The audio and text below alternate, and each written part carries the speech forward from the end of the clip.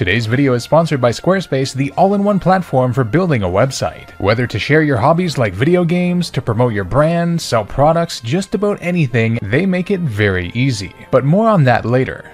Welcome everyone, my name's Soph, and this is my attempt to beat a hardcore Nuzlocke of Pokemon Emerald with only Dragon-type Pokemon. The full rule set for this run is listed down below, but put simply, only the first Dragon-type encounter in each route or area can be caught. If a Pokemon faints, it must be permanently boxed. No items except held items in battle. Party Pokemon levels are limited to the next gym leader or the final league member's ace, and finally, the battle mode must be put on set at all times. The Dragon-type, known to be one of the most powerful and coolest types in the franchise, but also one of the most difficult to plan a hardcore Nuzlocke around since Pokemon with the type tend to be hard to find, and often only appear in late game. The game we're going to try and beat today, Pokemon Emerald, is no exception to this rule with a grand total of only 7 Dragon types available. However, since we don't allow Legendaries, that means Latias, Latios, and Rayquaza won't be viable encounters, leaving us with 4. However, we have a little bonus that's going to be pretty fun to employ, so don't lose hope quite yet. Without any further ado, let's head to the world of Hoenn.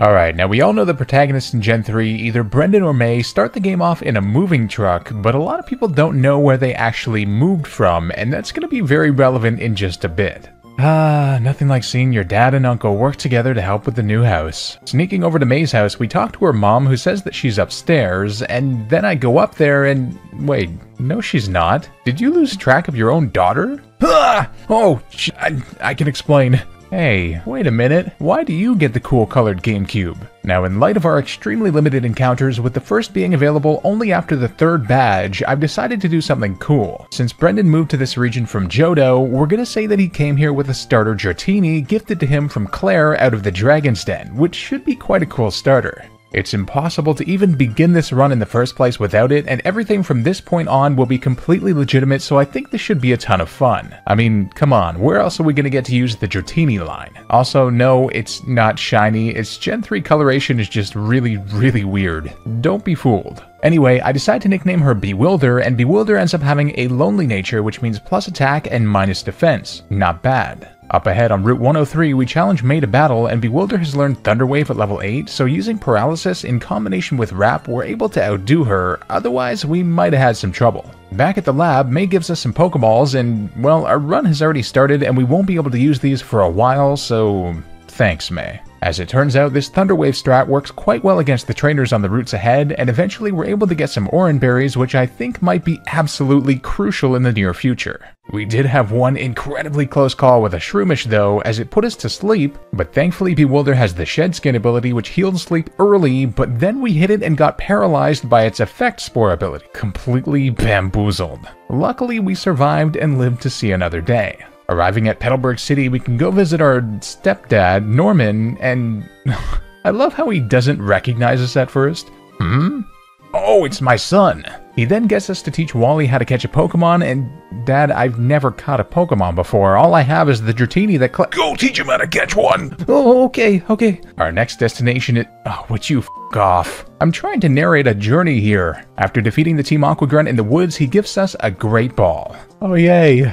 Now we can catch a Goldeen. With that, we arrive in Rustboro City, the location of the first gym, and also where we can grab the Cut HM. In the trainer school, we run into Scott, who says he's been looking for expert trainers to challenge the Battle Frontier, and then asks us what we're doing there. Well, let's see. I'm a brand new trainer. What the hell are you doing here is the better question. With the challenge we have up ahead, I decide I have to commit to the EV training grind now, so I go to Route 101 to train exclusively against level 2 Wurmples for HP EVs and level 2 Poochyena for attack EVs that we'll need later on, as well as some Ralts on Route 102 for special attack EVs, although they're incredibly hard to find at a 4% chance. Thanks to Guns N' Roses' Use Your Illusion double album for getting me through this. Now you may be wondering, Sylph, how in the world are you going to beat even a single Geodude at this point? Well, good question.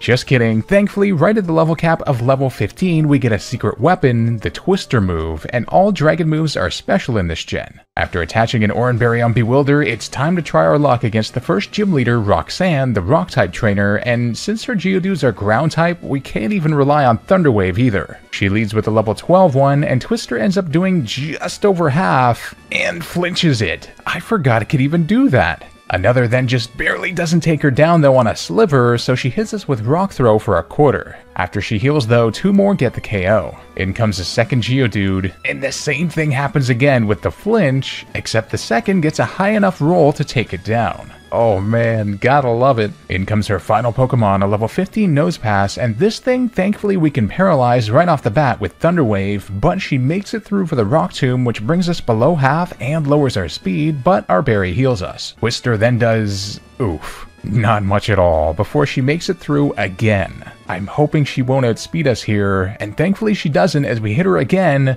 but she makes it through paralysis and hits an 80% accuracy move for a 3rd time in a row to KO us and end the run. Alright, that was crazy, although we even did have good flinch luck in the beginning, so we need something more. A full wipe of the game later, and we get back to Rustboro, this time with a Dratini that I nicknamed Gronkle, and who seems to have better HP IVs. Not only that, but I committed to training its special attack much more on Ralts and Abras from Route 116. Might not be great for a future Dragonite, but we've got to do what we've got to do. This time, Twister definitively does over half, and she misses her first Rock Tomb, so after she wastes a potion, 2 more take her down. Her second Geodude gets hit below half, but then lands a Rock Tomb before the second one KOs. In comes her Nosepass now, and it outspeeds us now, but just goes for Harden before we T-Wave it. Twister now doesn't seem to be doing any more than last time somehow, but we flinch the first turn, she stays paralyzed on the second, stays paralyzed on the third after we bring her to half, but her Oranberry activates. Then, as we keep edging it down, she used Harden once more before hitting us with Rock Tomb and activating our berry, then she potioned yet again.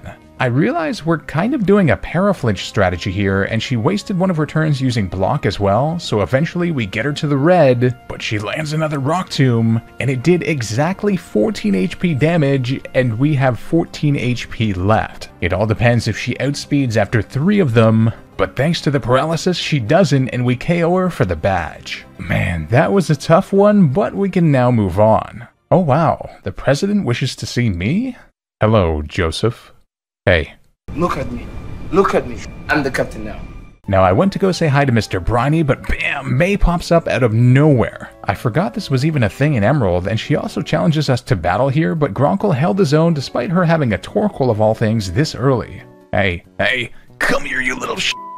It turns out threatening Pico worked, as Briny is forced to bring us to our next destination, Doofer Town. Here we can immediately pick up the Silk Scarf item to boost normal moves before heading into the depths of the Granite Cave to rescue Steven. Alright, I kinda wanted to leave him trapped down there, but we did need to get the XP share from his dad as we only have one singular Pokemon, so giving it to an HM Pokemon is going to be absolutely necessary if we're to stay below the level cap. It's time for the second gym, the Doofer Gym, a fighting type one, and with T-Wave and Twister, Gronkle's doing a damn good job at this point. The second gym leader is Brawley, and his team is definitely scary with huge damage output and high critical hit ratio moves like Karate Chop, so we just kinda gotta hope for the best. He leads with a Machop, and I paralyze it right away before it makes it through for the Karate Chop, but it does about half with no crit. We then flinch him with our first Twister, then hit a second low, then he uses Seismic Toss to bring us to a quarter before our berry doesn't even bring us back up to half. Uh-oh. His Machop then goes down, and in comes Meditite. Looking at its moveset, I realized its only attacking move is Focus Punch, a 2-turn move which can be disrupted, so Thunder Wave's not even worth it as we can consistently disturb his focus and not allow him to attack, taking him down in 3 attacks. Good thing I checked that. His final Pokemon is a level 19 Makuhita, and with less than half health remaining, I'm nervous, but I know it has less damage output than Machop at least as I paralyze him. Twister then does a quarter, and he stays paralyzed. Another Twister brings him below half, and he stays paralyzed again, but his berry heals him. I kid you not, he stayed paralyzed 4 turns in a row, and we could take him down without taking damage. Unreal. He does tend to bulk up a bit anyway before attacking, so I think we had good odds overall, but hey, I'll definitely take that. Second badge. Heading up to Slateport, we can grab the soft sand on the beach, an item I think will be very helpful later on. In the Pokemon fan club, this woman says, "When your Pokemon grow to love you, please come show me." Gronkle loves me, what are you talking about? In the museum, we can get the Thief TM, which is going to be even more useful than it usually is. Absolutely crucial, in fact, and you'll see why. Alright, what in the world is going on here? Yeah, I'm not even going to say it. Oh, I forgot that Archie calls his grunts simps. After what we just witnessed outside, oh, too good. Now, there's a question lingering in everyone's mind, I'm sure. How could we possibly beat Watson? All our moves are resisted by his Magneton, and, well, there's one possible answer.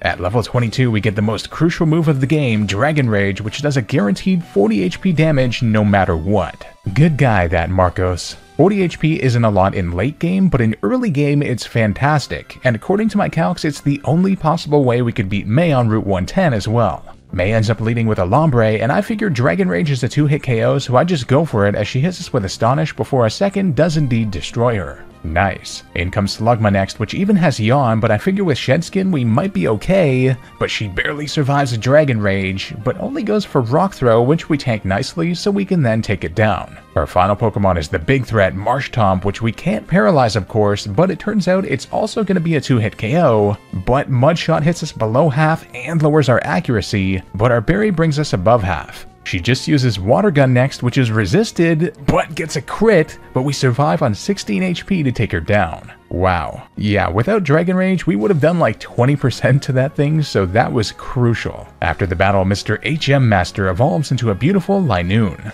Doesn't matter, I know, but our HM Pokemon never get the recognition that they deserve, so there. Are you happy now? In Slateport, I actually remember to pick up the Harbor Mail, and after arriving in Mauville, we can give it to the girl who gives us the coin case in exchange. Take it! Now give me the coin case! Oh, Wally.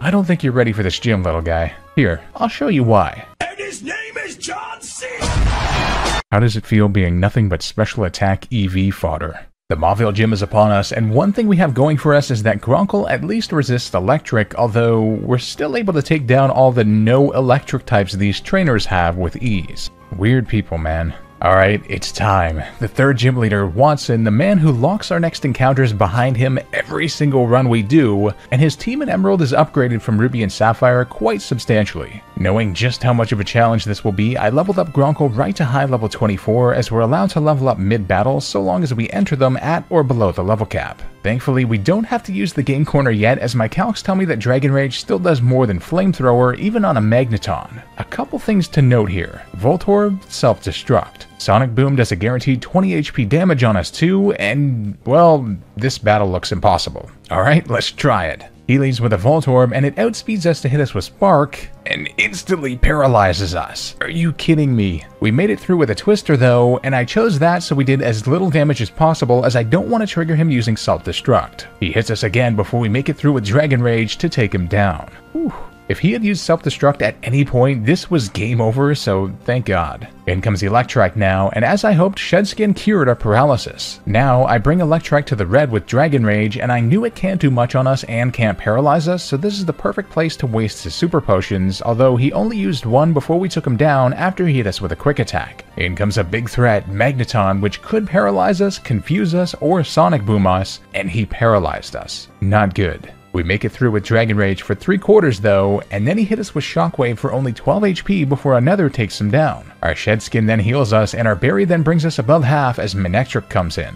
Oh, here goes nothing. He goes for Howl to raise his attack, and then Dragon Rage does just over half, but he has a Citrus Berry. That is not good. He then paralyzes us with Thunder Wave, but we land another. All we need is one more attack, as he uses Quick Attack to hit us to just 19 HP, but we stay paralyzed. Oh no. He outspeeds us with Quick Attack even if our Shedskin heals, so it might be over. The range is very close. He goes for a Quick Attack, and we survive on just 2 HP, then make it through paralysis for the Dragon Rage. Oh man. My girlfriend had come home from work just before I started the battle, and she was like, uh-oh, Watson? And I just said, Watson. But we celebrated like crazy after this battle though. Man oh man, I wasn't even sure it was possible. Next, we find one of the interesting additions to Emerald, Trainer Hill, which you can pass by on your way north from Mauville, but which doesn't open until the post-game, which I always found interesting. Aside from the Crystal Battle Tower, post-game facilities are usually hidden in a post-game area, but this does provide some intrigue for new players, I guess. Route 111 also brings us to the desert, which has one of our encounters hidden within it, but we can't access it just yet, unfortunately.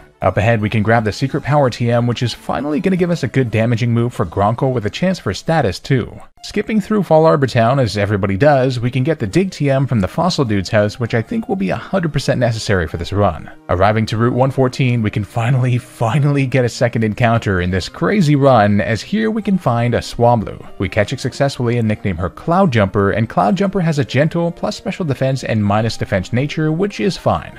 This came just in time as we were nearing the level cap even with the XP share on. Turns out Cloud Jumper has Natural Cure, which heals status upon switching out, so with Gronkle having Shed Skin too, statuses are much less of a worry in this run so far. Going through Meteor Falls is a strange process because there's a lot of action that's going to go down here later in this run, but most of it isn't accessible to us yet, so we'll return later. Next up is the gorgeous Verdanturf town for some fresh air and... oh, would you get out of my way? In the Rust Turf Tunnel hey, are you gonna look away, b****?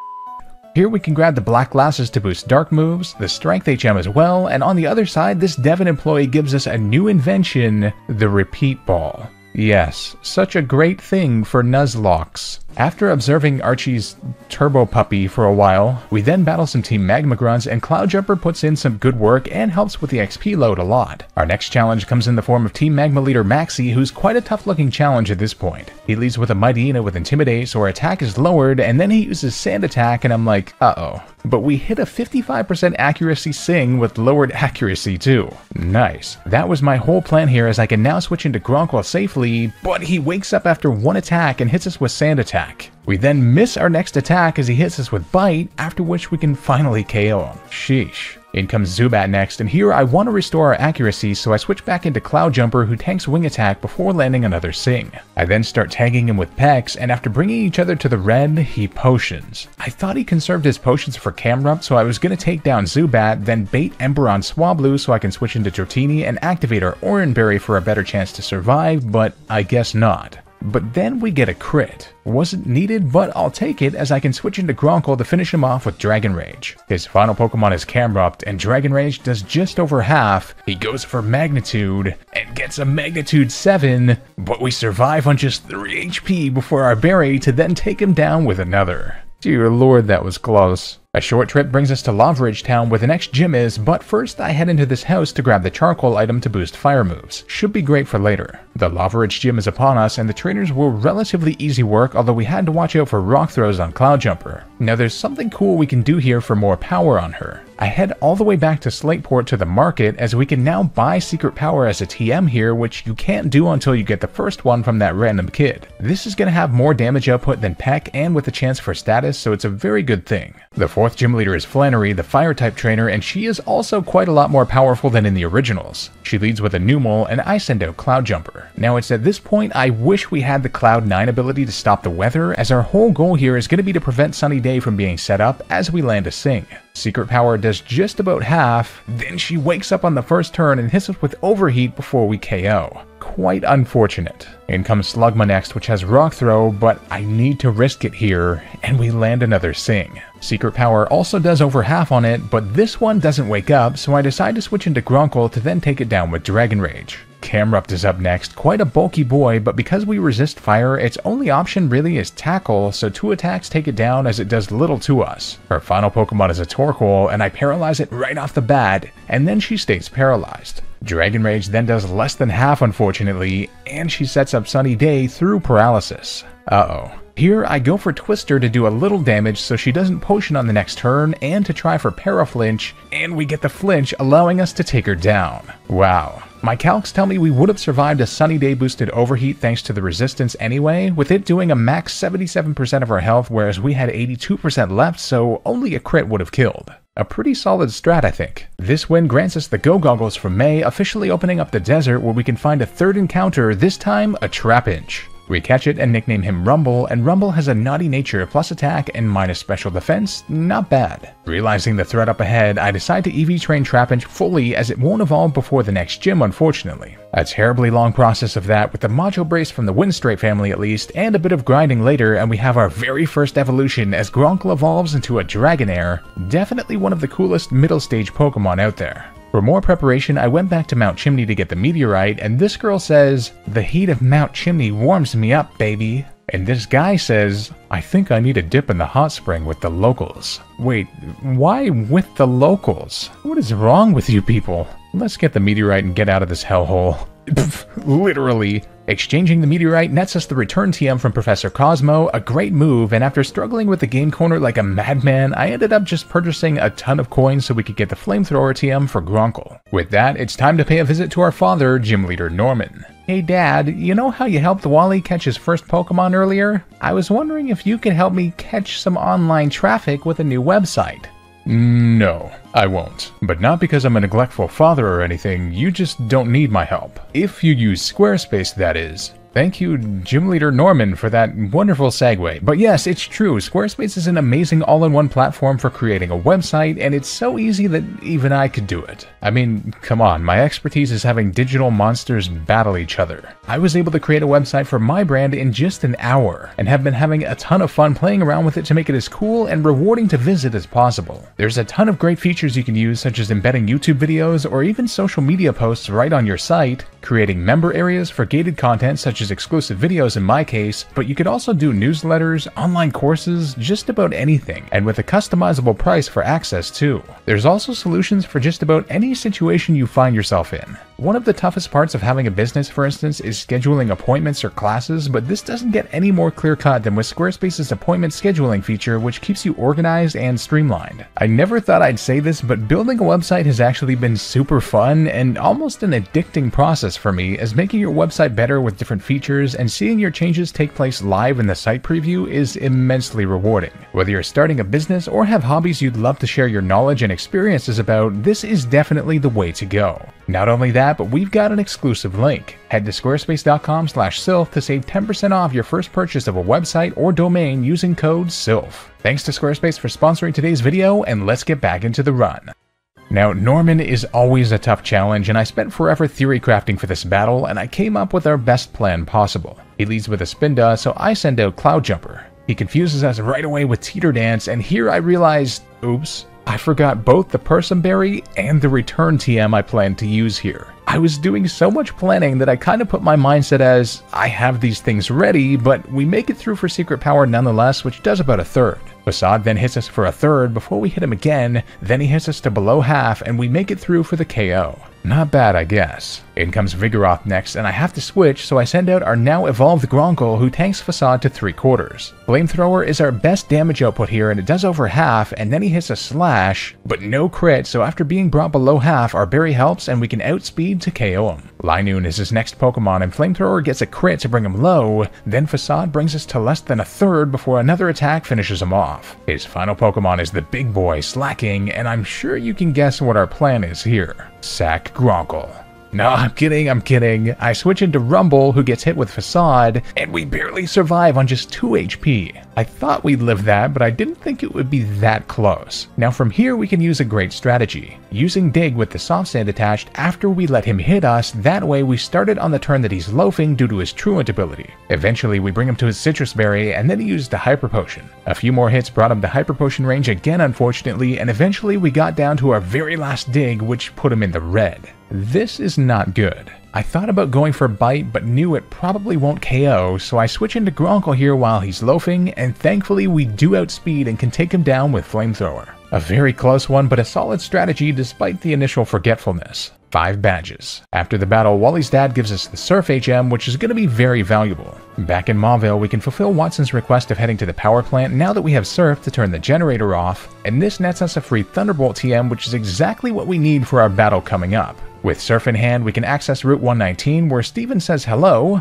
after which we can finally get access to some much needed citrus berries. We were getting super close to the level cap at this point, so some more HM XP share was definitely necessary. Up ahead in the Weather Institute, we have a battle with Aqua Admin Shelly, and her battle was made quite easy with Thunderbolt destroying Carvana, and with special attacks now allowing us to bypass Intimidate from Mightyena, although it did bring us low due to a bunch of confusion nonsense. For winning, we get a cast form, which we throw away instantly, but it was holding the Mystic Water, which is quite useful. Shortly after, we have another rival battle with May, and although she's grown powerful, so has our team. Her Lombre was able to be handled by Cloud Jumper with a few super effective stab pecks, then her Slugma came out, so I switched into Gronkle. Now this battle takes place in the rain, so a single surf obliterated it with ease. Her Marshtop is neutral against water due to its ground typing, so after she took herself below half thanks to recoil, a second could finish her off and win us the battle. For winning, we also get the Fly HM, which is great for Cloud Jumper and for general convenience. A long trek brings us to Fortree City, one of my favorite cities in the franchise, and after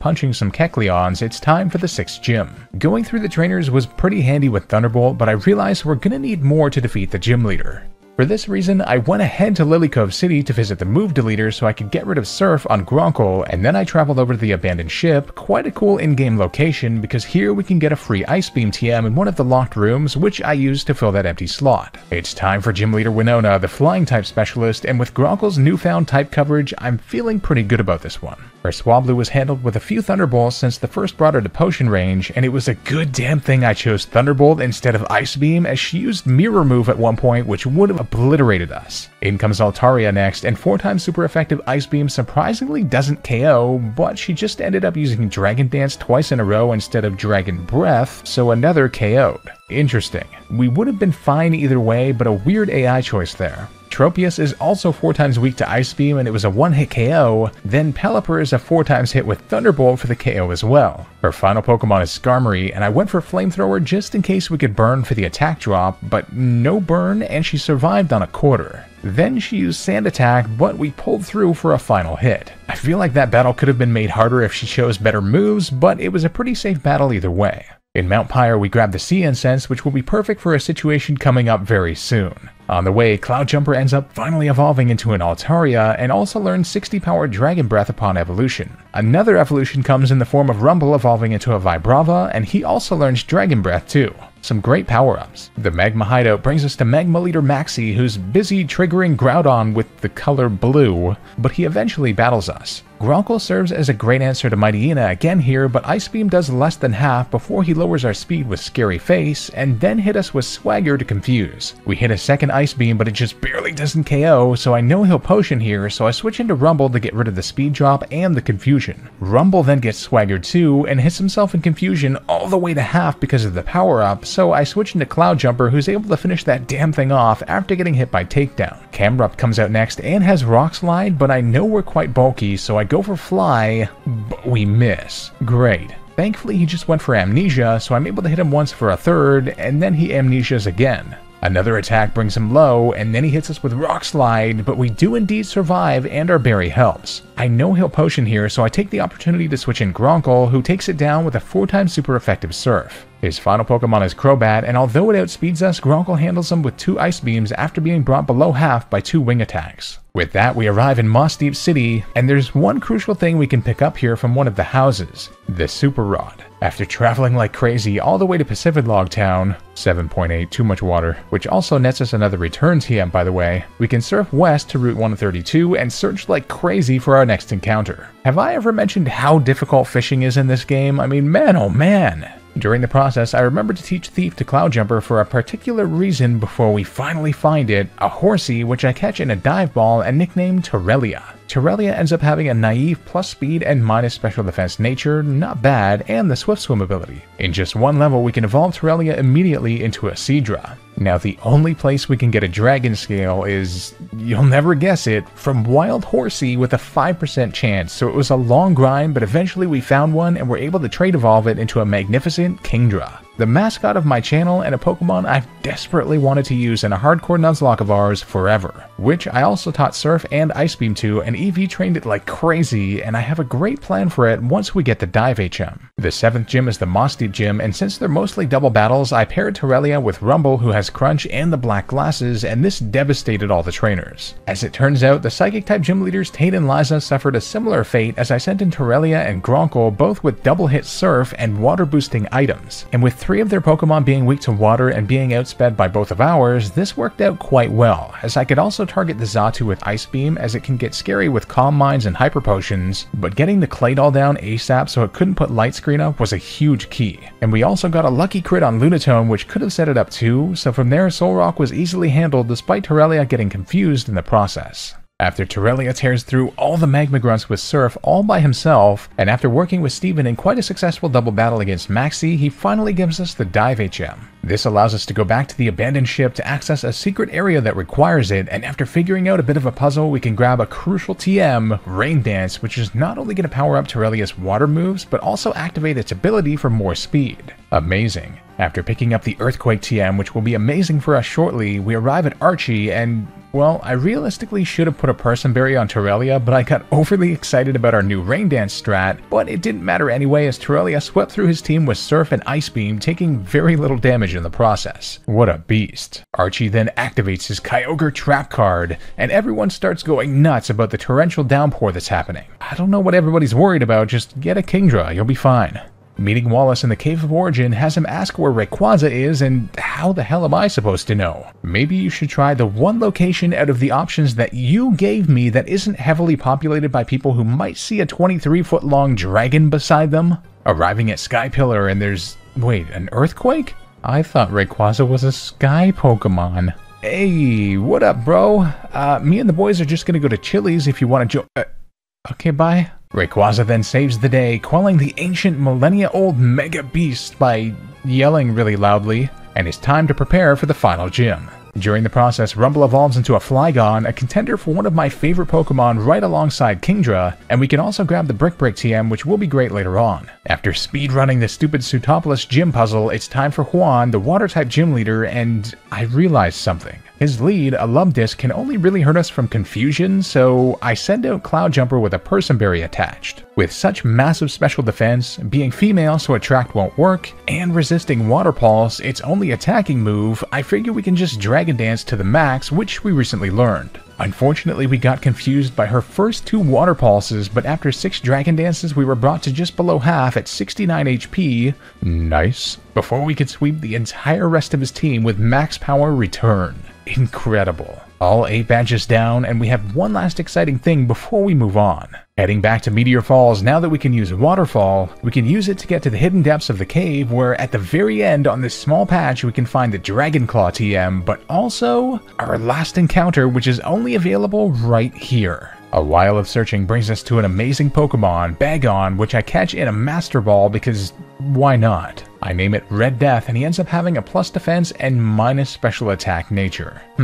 Not great, but I can't complain. Also, we could grab the Dragon Fang item to boost dragon moves from Pokénav rematches here. Let's go. A long trip brings us to Evergrande City, such a beautiful place, and after doing some grinding, Red Death eventually evolves into a Shelgon, which I waited until level 49 for so it gets the Dragon Claw move by level up. Immediately after at level 50, Red Death evolves again, this time into a beastly Salamence. Never thought I'd get to use one of these if I'm honest. Our last trip is through the perilous Victory Road where we get to test out our new encounter against Wally, who has become very powerful, but since we leveled up towards the League's level cap and have a frickin' Salamence of all things, we could sweep through his entire team with great coverage from Dragon Claw, Brick Break, Flamethrower, and Crunch, finishing off his Gardevoir, which was the only thing that survived and took 2 hits. What a monster. During the final grind, we get our final evolution, ironically enough our starter, Gronkle, who evolves into a monstrous Dragonite all the way at level 55. With tons of preparation like gathering final items and teaching our Pokemon better TMs like Flygon getting Earthquake, it's time for the final challenge, the Hoenn Region Pokemon League.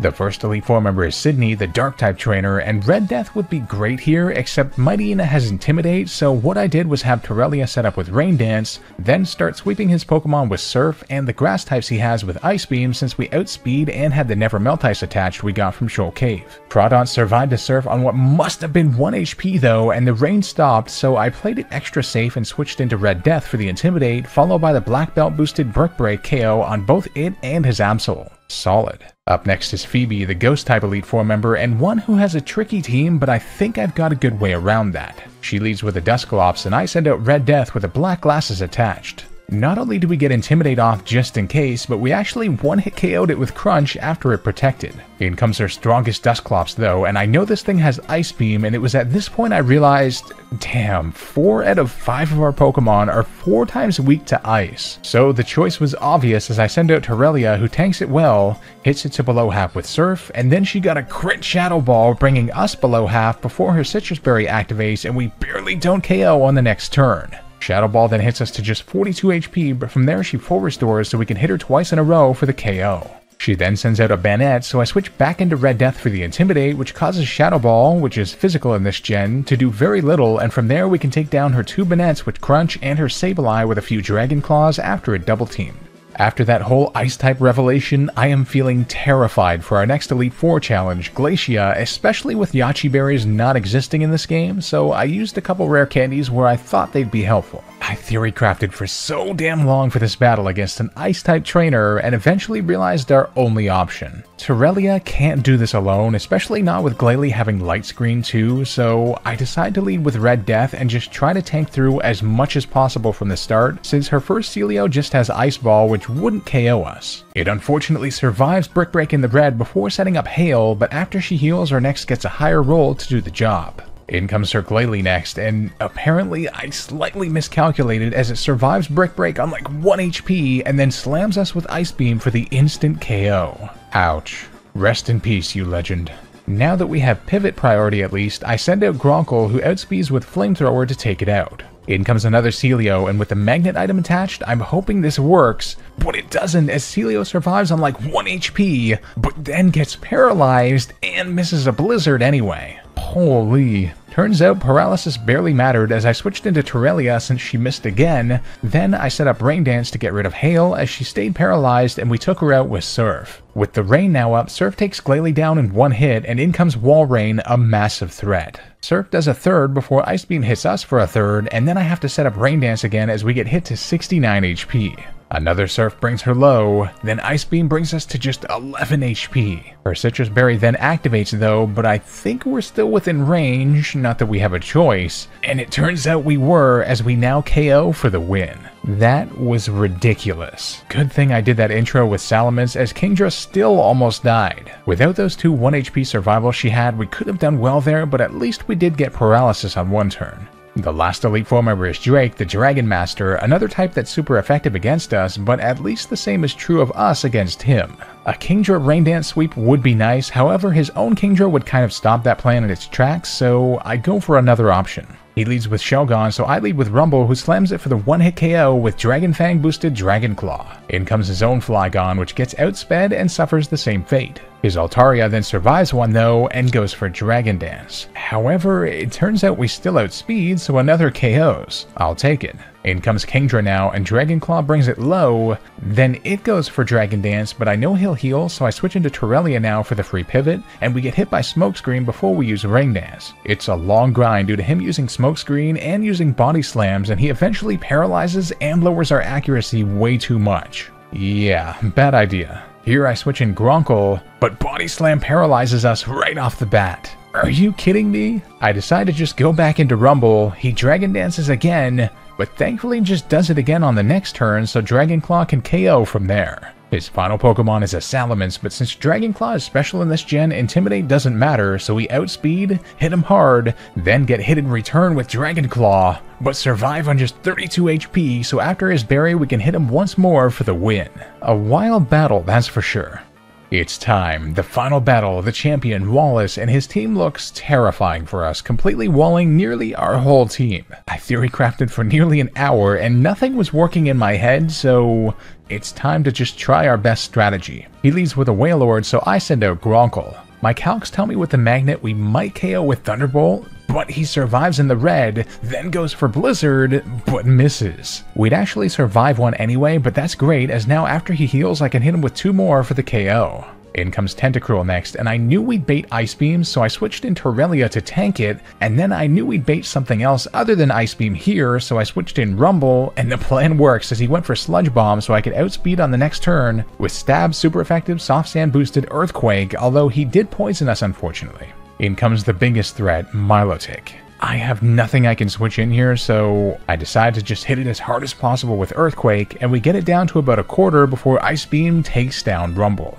Here, our very best option is Gronkle, and after his Citrus Berry, it's looking close, but I go for Magnet Boosted Thunderbolt, and we just barely don't KO before he uses Recover. Oh no, that was incredibly unfortunate. He keeps spamming Recover, and we don't get the paralysis before Ice Beam hits us, and we survive in the red, but he uses a full restore now. Knowing we'd need Gronkle to have any hope of handling Gyarados, I switch into Terralia, and a back and forth even with Rain Dance on our side just doesn't work out as he has Recover while we have Rest, and Terralia eventually gets taken down. I send out Cloud Jumper here and go for Dragon Dance just in case we can pull this sweep off, and we survive Ice Beam on 15 HP and get it off before our berry, and Return gets a crit. Finally we get something after like 15 moves. In comes Gyarados next, and Return does little before we get Hyper Beam to death. Our final hope is Gronkle, and we do outspeed and take it down with Thunderbolt. In comes his second last Pokemon, Ludicolo, and we have massive power combined with Stab's super effective Aerial Ace, which can't miss even though he has Double Team, so we hit it,